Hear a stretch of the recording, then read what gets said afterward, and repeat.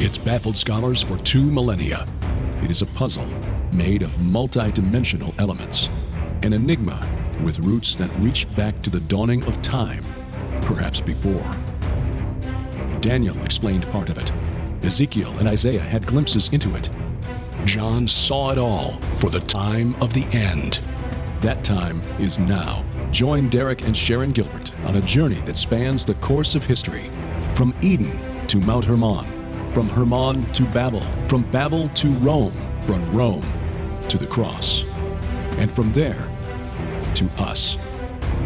Biblical prophecy is coming true before your eyes, and to understand it, you must discern the times both then and now. It's time to unravel the threads of this all-encompassing prophetic paradox. It's time to unravel Revelation. Welcome to Unraveling Revelation. I'm Derek Gilbert. I'm Sharon Gilbert, and we are discussing the Book of Nahum.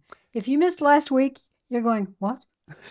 This is not where we expected to go, but as we mentioned last week, during our time in Israel, we had done some teaching on the reason Jesus moved his ministry from over here, Nazareth. No, just go away. Okay. Oh, just didn't know if you needed more space there. Yeah. Jesus moved his ministry from Nazareth to Capernaum after the arrest of John the Baptist. And one of our tour guides, Ron Silberman, pointed out that the original name, or the Hebrew name of the city, is Kfar Nahum, the city of Nahum. Who knew? It's like, okay, so let's look at this city of Nahum. Turns out the prophecy of Nahum, 3 chapters in the Bible, all devoted to the destruction of Nineveh. Why is that relevant? Because Nineveh actually, and we'll dive into this probably not this week at the rate we're going, was referred to in Mesopotamia sometimes as Babylon. Mm-hmm. And in fact, there was a concerted effort by the Assyrian kings after they really put down the power of Babylon to make it a sort of second Babylon. But there were other cities in Mesopotamia that also were referred to as second Babylons.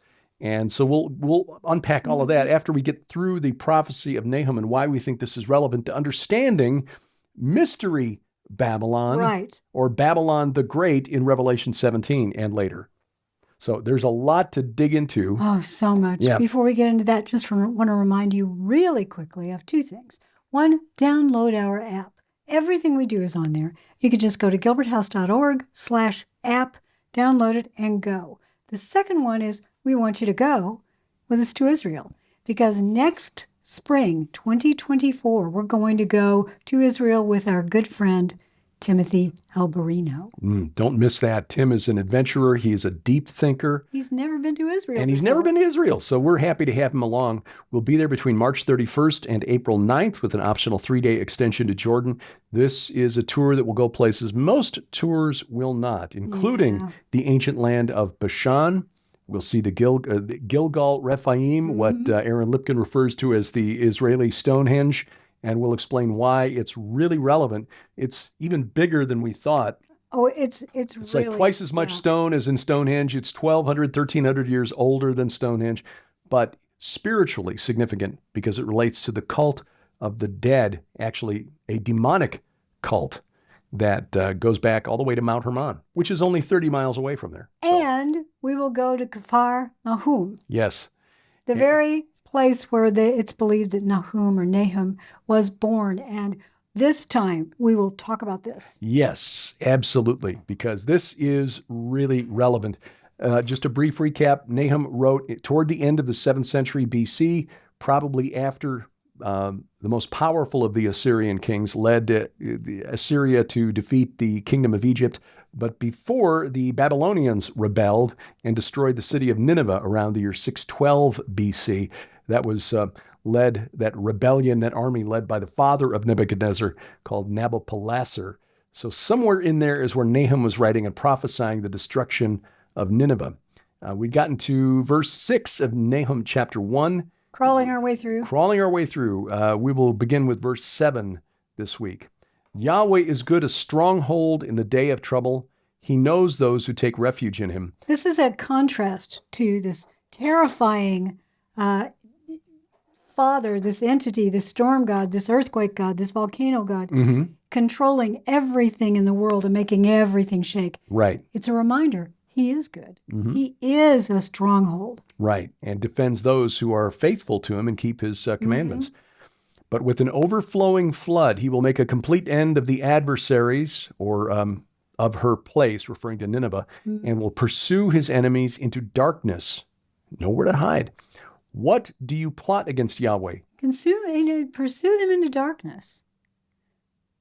Yeah, I think it either pursue them or drive them into darkness is another way of translating No, that. I like it's darkness that I find interesting, Mm-hmm. because that's where we see that certain entities, beings, will Yeah, spend in the netherworld, right. in outer darkness. Exactly. True, and where the chief god of the Assyrians, Ashur, being the equivalent of Enlil, El, Molech, is already in the netherworld, Yes, already exactly. in the abyss.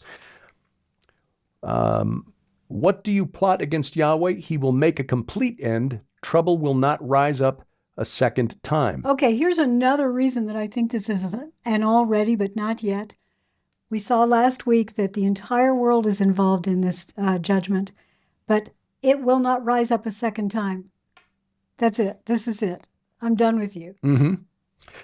The again, the already being that the Assyrians had come and surrounded Jerusalem in the year 701 BC after taking out the northern kingdom, destroying Samaria in 722.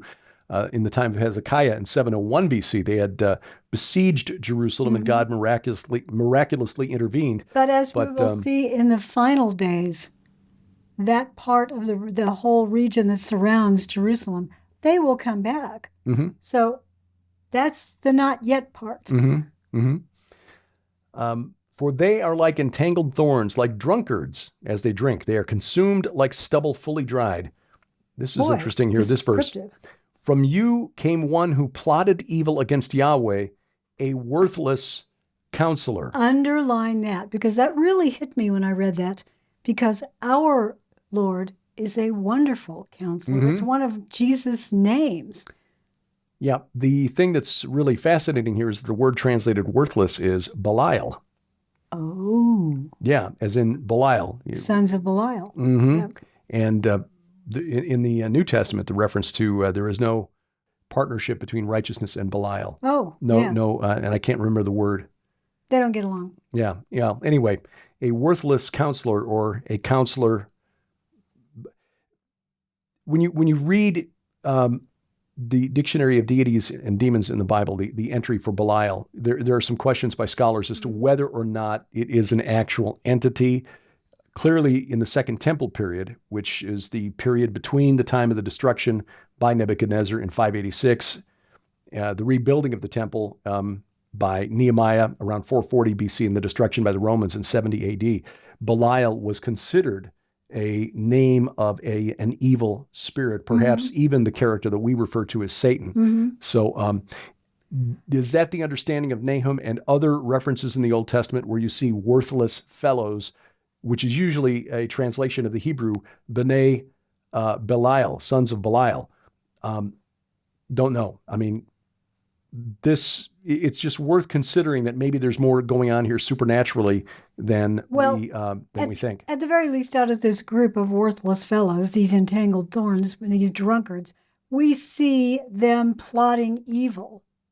And one of them came forward, and he is called the worthless counselor. The worthless counselor, yeah. Again, I will put that opposite the wonderful counselor, right. So on the one hand, you've got Jesus, Emmanuel, God with us, and on the other, the worthless counselor, and Belial. we're seeing this comparison in this same passage.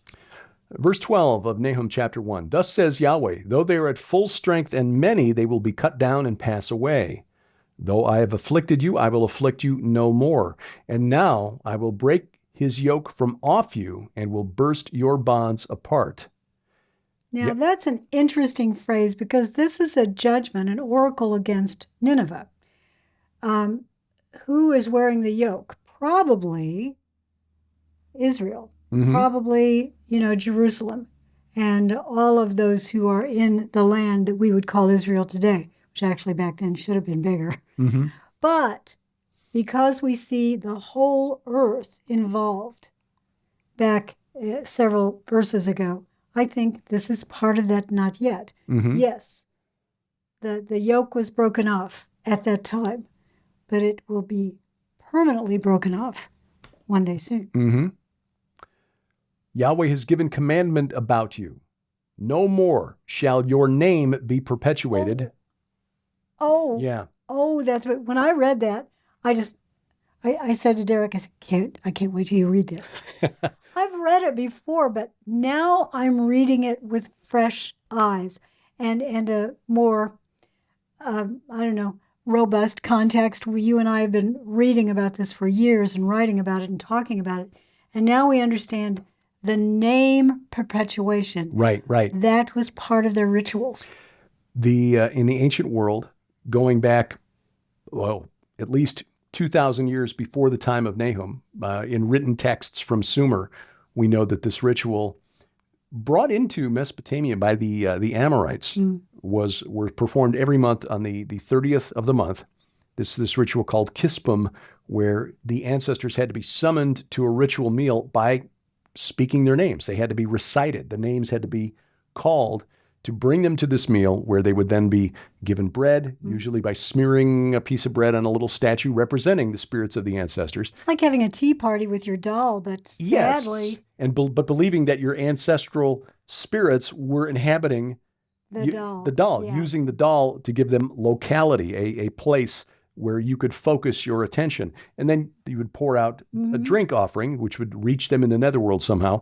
And this was done because if their names were forgotten, they ceased to exist in the afterlife. Well, that was believed about the ancestors. Yeah. Of course, it was a big lie. Right.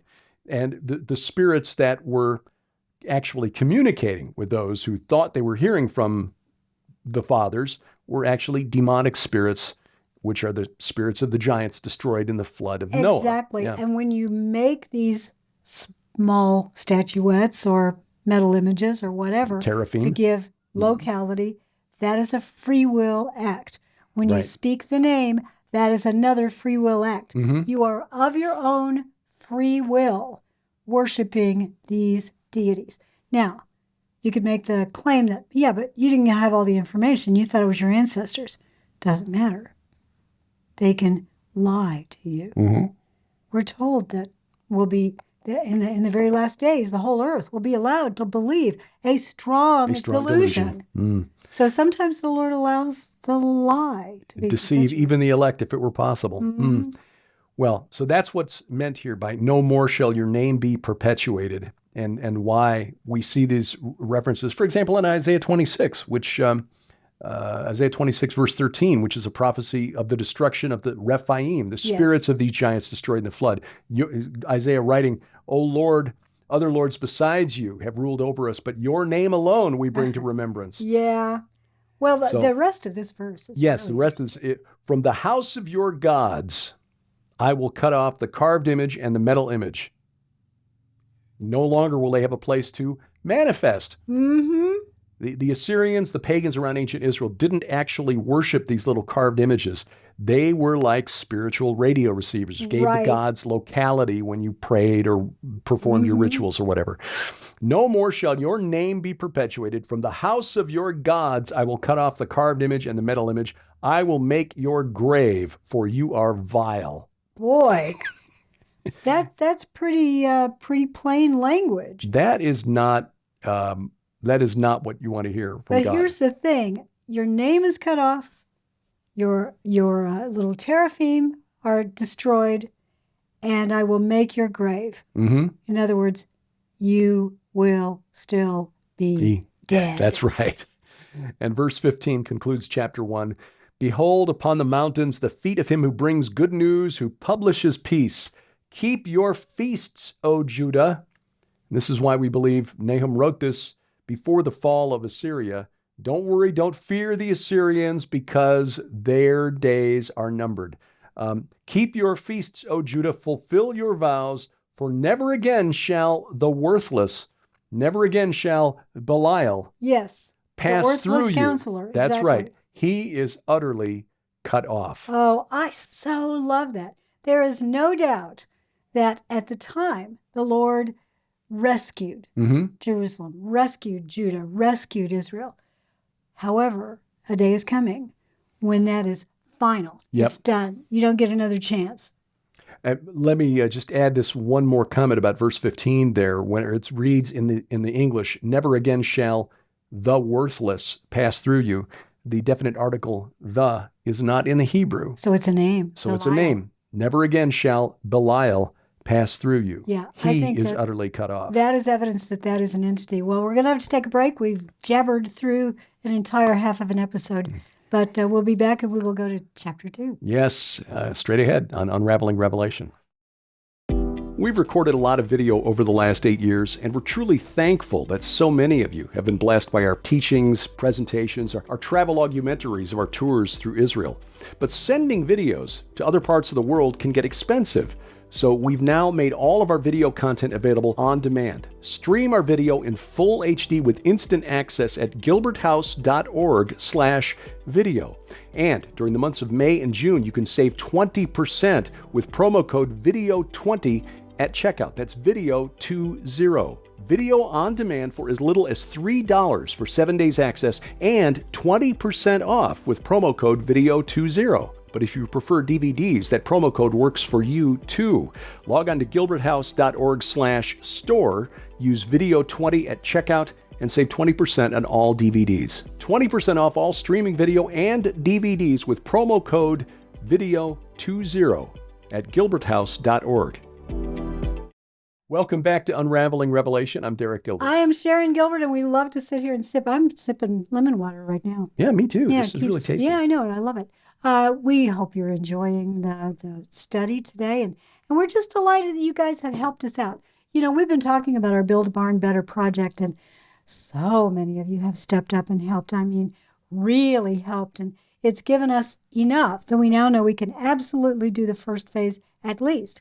When that's all done and paid for, there may be more that the Lord will call us to do, but we already know what it is, the basics, and that's paid for. So thank you, thank you, thank you. Yes, we're making progress. I've been going out into the barn and going through the boxes of stuff to make sure no family photos are being sent off to donate.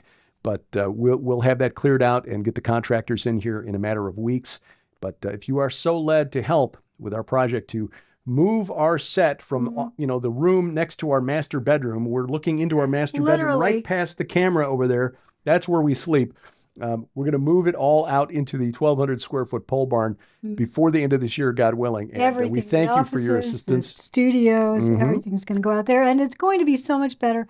Not just we'll now have our house back, but it will be a dedicated space, dedicated to the Lord. Absolutely, every square foot, every square, acre. We're on 10 acres. Every bit of this land is dedicated to the Lord, and you guys are helping with that. So thank you, thank you. If the Lord does put it on your heart to send a little something or to pray for us, we really, really appreciate it because He may have more for us to do with that barn. We don't know yet. gilberthouse.org/donate, but especially your prayers. Yes, and we'll have an update on the barn probably in the next few weeks. Absolutely. Well, Nahum, as we look at the prophecy of the destruction of Nineveh, and as an already but not yet, and also the identity of Nineveh as another Babylon, which is not us trying to read into the Bible, it's just recognizing that in ancient Mesopotamia, the name Babylon didn't always mean Babylon. Right. It was sometimes applied to Eridu, the city where the Tower of Babel was built, probably more than 5,000 years ago. It also referred to the city of Babylon, ruled by Hammurabi and later Nebuchadnezzar, but it also applied to Nineveh because it just means gate of God or gate of the gods. So, Nahum chapter 2, the scatterer has come up against you. So who is that? That is a really good question. Because Bible scholars will say that it probably refers to the army of Nabopolassar, the combined army of Babylonians, Medes, and Scythians. Apparently they brought Scythians down from the steppe north of the Black Sea to help out. They combined to overthrow the power of Assyria and destroy. Once it was destroyed, and there was another battle that followed the destruction of Nineveh a few years later, around 605 BC. the Assyrians moved what was left of their government and their army to the city of Haran, which is where Abraham was before he moved to Canaan. It was the center of the moon god cult. In fact, Nabonidus, the last king of Babylon, was probably Assyrian. But anyway, that was the battle that King Josiah of Judah tried to stop the king of Egypt from getting to in 605 when Josiah was killed in the battle of Megiddo against Pharaoh Necho. Well, the word there that says scatters is poots. Huh. And I don't...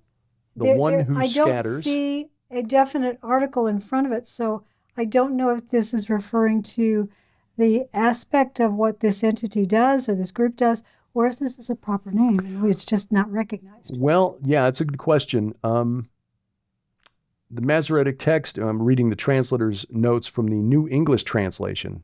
It really is a difficult phrase. The Hebrew form of that lemma, which is putz, is mifitz, scatterer or disperser.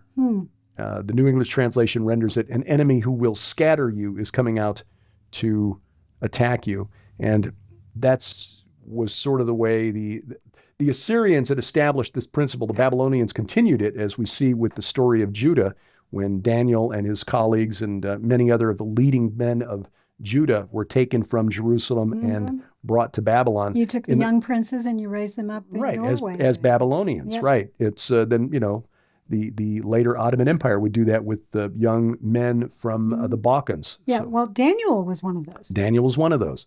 So the Assyrians did that in the 9th and 8th centuries BC. The Babylonians just continued it. So that may be the reference here to the scatterer, or an enemy who will scatter you has come up against you. Man the ramparts, watch the road, dress for battle, collect all your strength. For Yahweh is restoring the majesty of Jacob as the majesty of Israel. For plunderers have plundered them and ruined their branches. Okay, this just, it seems like an not yet. Because the rest of the final restoration of Jacob has not yet occurred. True. So this could have been done at the time. I can't speak for that because my knowledge of history during the 7th century, 6th century BC is sketchy at best, I'll admit that. But when it says restoring the majesty of Jacob, I just think that at the very least is partially, not yet. Yeah, because it was not, 30 years after the destruction of, less than 30 years after the destruction of Nineveh, that Jerusalem was sacked and the temple destroyed by Nebuchadnezzar. Yeah, exactly. Yeah, it does seem like a not yet fulfillment. But it's coming. It is coming, yes. Verse 3, the shield of his mighty men is red. Ooh. And that mighty men is Gibborim. The shield of his giants, the shield of his mighty men is red. His soldiers are clothed in scarlet. Well, let's just think about this for a minute. When you got a red shield, first of all, it really shows up on the field of battle. Mm-hmm. But especially considering that the Lord has said, okay, he's going to dry up everything. Remember that? Mm-hmm. Mm-hmm. Withered grass, and all of these earthquakes and things. This really does sound like the final days. But red shields could also mean that they're covered in blood. Well, yeah, but this would be early in the battle yet. It doesn't seem like, if you're taking this as a chronological account, that they would have been... At the very least, being clothed in scarlet, yeah, that was expensive dye. True. So to clothe your army in scarlet, this is an elite force. That's true. This yes. is not the entire army. This is an elite force. Yeah, it was not a cheap dye. This was a color that was reserved for special, especially when you got into the purple. But yeah, the New English translators render verse 3, the beginning verse 3, as the shields of his warriors are dyed red to distinguish it. And again, they're looking at this and saying, okay, if this is a chronological account, it's too early in the battle for the shields to be splattered with blood. And again, this is an expensive dye, so why on earth would you waste it on a shield? Yeah. Well, because we're dealing with the army of...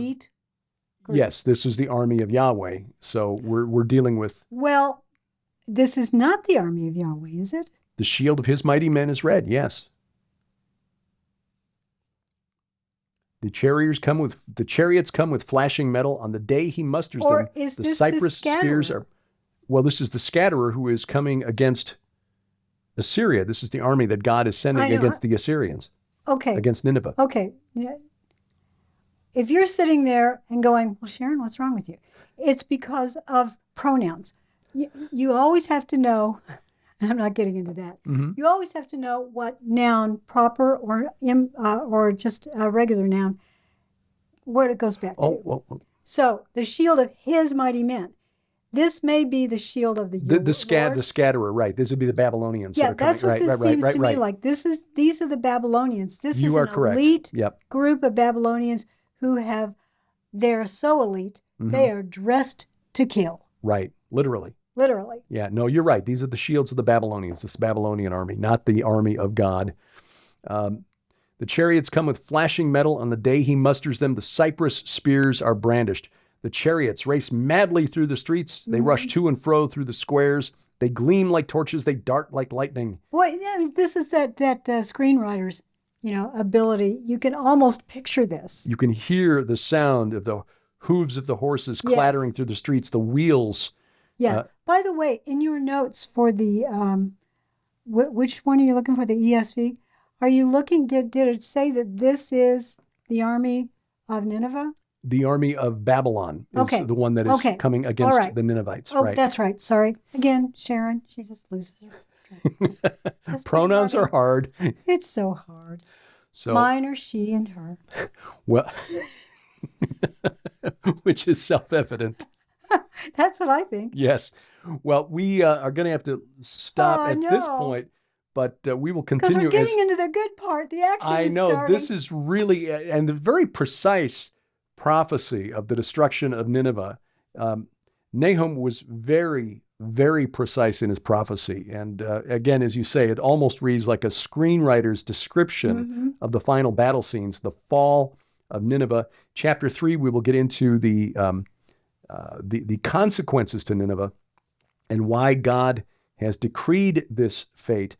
And then we'll start putting all of this together and why we're taking this time out, going through the prophecy of the destruction of Nineveh, which was completed in 612 BC by the Babylonians, and then relating that to the prophesied destruction of Babylon. That would seem to be contradictory, except that in the ancient world, it was known that Babylon was not just the name of a city, it was a designation that applied to multiple cities, including Nineveh. And the language here is very, very similar to what we see in Revelation. So more of that next week. Yes, and it may relate to the prophesied ultimate destruction of Ashur or the Assyrian in end times prophecy. So a lot more to wrangle with in the weeks ahead on Unraveling Revelation. Unraveling Revelation is a viewer-supported outreach of Gilbert House Ministries. Follow us online at unravelingrevelation.tv and gilberthouse.org. That's where you'll find our weekly Bible study, the Gilbert House Fellowship. We'd love to hear from you. Contact us through our websites or drop us a line at P.O. Box 78, Crane, Missouri 65633.